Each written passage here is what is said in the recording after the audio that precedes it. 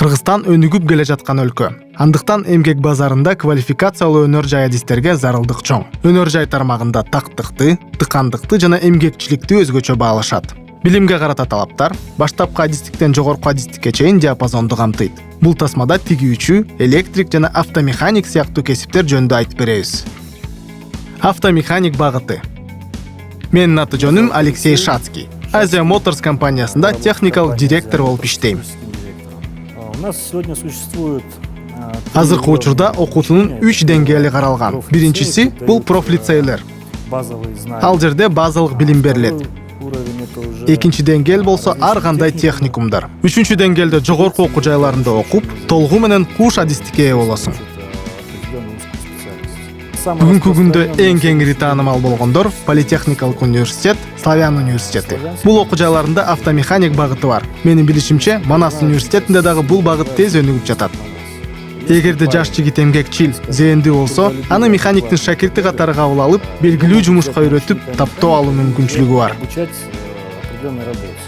Албетте, эгерде сенин адистик даярдыгыңды ырастаган документиң бар болсо, мисалы жогорку окуу жайын, колледжди бүткөн болсоң, анда жеңилирээк болот. Базалык билими бар адисти үйрөтүш оңой. Проще с таким человеком. Здесь у нас находится два поста электрики и диагностики. Бул жерде электриктин жана диагностиктин эки посту бар. Механиктер негизинен компьютер менен иштеп, алгачкы диагностиканы жасашат. Эгерде автомобилдин моторуна, коробкасына, электрикасына байланыштуу бузуулары болсо, анда адегенде аны бул жерге айдап келишет. Бул Мерседестин сканери. Дал ушул учурда Гелендвагенге диагностика жасап жатышат. Volkswagendин, Audинин сканери. Мындан башка ар кандай сканерлер бар. Дарыгерлердин терминологиясын колдоно турган болсок, алгачкы анализ алып, посторго берилет. Врачей, то берется первичный анализ.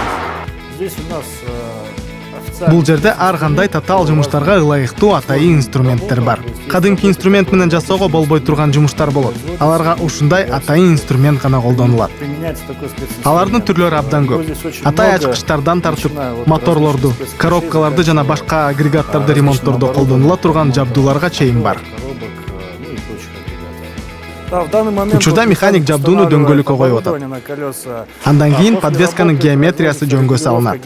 Подвескада жасалган жумуштардын баарын бул стендке алып келишет. Атай окуган механиктер бул жөнгө салууну ишке ашырышат. Средняя заработная плата, она очень Орточо айлык акы механиктин квалификациясына жараша. Болжол менен 20 миңден 80 миңге чейин болот. Айрым адистердики 100 миңден ашып кетиши мүмкүн. Эгерде сен өз кардарларыңдын базасын түзсөң, анда кардарлар техникалык тейлөө станциясына эмес, тикелей сага келишет. Сени билген адамдар көп болсо, алар сени башкаларга сунушташат. Бул айтмакчы өтө маанилүү жана сенин айлык акыңа түздөн түз оң таасирине тийгизет. прямо влияет, так скажем, на заработок. Уровней очень много. Деңгээлдер абдан көп. Первого разряда, второго, третьего. Булар биринчи, экинчи, үчүнчү разряддагы механик. Андан ары кыймылдаткычтар жана коробкалар боюнча адис. Кийинкиси жогорку деңгээл. Атап айтканда автослесарлар. Булар ачкыч менен эмес, акылы жана компьютер менен иштей алган электрик диагносттор. Андан ары кардалар менен иш алып барган мастер, кабыл алуучу. Андан кийин процесстин башкарган цехтин мастери. Который руководит полностью. Акыркысы техникалык директор. Мастер цеха — это технический директор. Электрик багыты. Менин аты жөнүм Руслан Исманов. Арто компаниясынын техникалык директорумун. Если мы говорим о Эгерде биз электрик инженер жөнүндө сөз кылып жатсак, анда жогорку билим талап кылынат. Эгерде катардагы электрик жөнүндө айтсак, анда 1000 вольтко чейинки 4-чү категориядагы жеткиликтүү камсыз кылган кесиптик лицейди бүтүрүш керек. по этим направлениям у нас обучают. Бул багыт боюнча жогорку билимди Кыргыз техникалык университети берет. Университет. Простой Ал эми электрик кадимки электрик болуш үчүн билимди кесиптик лицейден алса болот. профессиональном лицее, наверное, любое подразделение национального. Жогорку билимдүү инженер улуттук электр тармактарынын бөлүмдөрүнө, же болбосо энергетика менен иш алып барган башка компаниялардын бирине жумушка орношо алат. Либо в любой другой компании. Проще всего. Окуу жайын жаңы бүтүргөн адистер өздөрүнүн эмгек ишмердүүлүгүн биздин Арто сыяктуу технологиялык жабдуулар менен иштеген компанияда баштаган оң. Работа электрика. Электриктин жумушу жабдуунун упаковкасынан чыгарып, орнотуу жана аны электр менен камсыздоо тармагына кошуу. Электрик келип, объектке көз жүгүртөт. Анын коммуникациялары кандай, кайсы жерин жасап бүтүрүп, кайсы жерин кайрадан жасаш керек экендигин, кандайча жайгаштырыларын, азыктандыруу, канализация, вентиляция кандайча туташтырыларын өзүнө алдын ала белгилеп алат. Здесь уже идет ремонт. Бул жерде кайнаткычтардын, слайсерлердин ремонту жүргүзүлөт. Башкача айтканда, буларды кадимки электрик ишке ашыралат. Здесь проходит процесс. Мында муздаткычтын ремонту жасалып атат. Бул ишти тийиштүү окутуудан өтүп, муздатуучу тутумдарды жана кондиционерлөө тутумдарын тейлөө боюнча адис экендигин ырастаган документтери бар инженер жүргүзөт. Обслуживание холодильных систем и систем кондиционирования. Во время испытательных сроков. Сыноо мөөнөтүндө анын айлык акысы 15 000 сомду түзөт. Эгерде ал ай бүткөнгө чейин сындан өтүп, бардык тесттерди тапшырса, квалификациясын жогорулатат. Тестти кандай тапшырганына жараша эмгек акы көбөйөт. Эң жакшы деген баага тапшырса, анда айлыгы дароо 25 000 сомго чейин көтөрүлөт. Инженер-электриктин жөнү бир аз башкача. Негизинен алардын бардыгы иш сапарларга чыгышат. Андыктан алардын айлык акысы 2 эсе жогору болот. Мындан тышкары компаниянын эсебинен алардын жашаганына, тамагына, жолуна акча төлөнөт.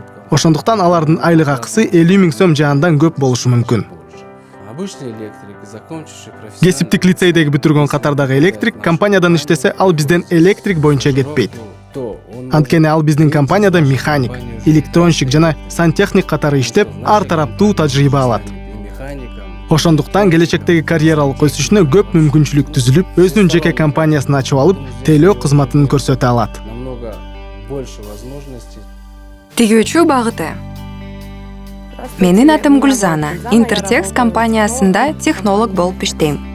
Адам таланттуу болуу менен бирге өз кесибин сүйүүгө тийиш. Бизде көп тигүүчүлөр иштешет. Алар бала чагында эле бычып, тиккенге, кийинчерээк жаңы нерсени ойлоп тапканга кызыгып, аракеттенишкен. Кийинчерээк бул аракет олутуу сапатка өзгөчө өз кесибин сүйүүгө айланган. Тигүүчү болуу үчүн кесиптик лицейден окуса болот. Курстар абдан көп. Азыркы учурда цехтерге шакирттерди кабыл алышат. Кесиптик окуу жайын, тигүү жана бычуу курстардын бүтүргөндүгү жөнүндө документи бар болсо, жакшы кабыл алышат. Атайын билими болбосо да, тигүүчү болом деген каалоосу менен келгендерди өзүбүз үйрөтө алабыз. Эгерде адам тырышчаак, аракетчил болсо, анда үйрөнүп кетет. Бизде кесиптик лицейлер жана курстар абдан көп. Жогорку окуу жайлары: Бишкекте Политехникалык университет, КГУста Славян университети, ал эми Ошто Ош технологиялык университети бар.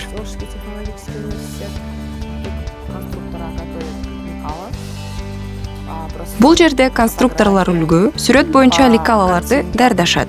Андан кийин даяр лекалалар бул плоттер деп аталган станокто иштетилип чыгарылат. А дегенде модельдин лекаласы иштеп чыгарылат, ага кездеме тандалат. Андан кийин биз ушул кийимди бир же бир нече көлөмдө тигебиз. Эгерде биздин баардык этаптарыбызда иш ийгиликтүү жүрүп жатса, анда массалык өндүрүштү баштайбыз. Башкача айтканда, бычабыз.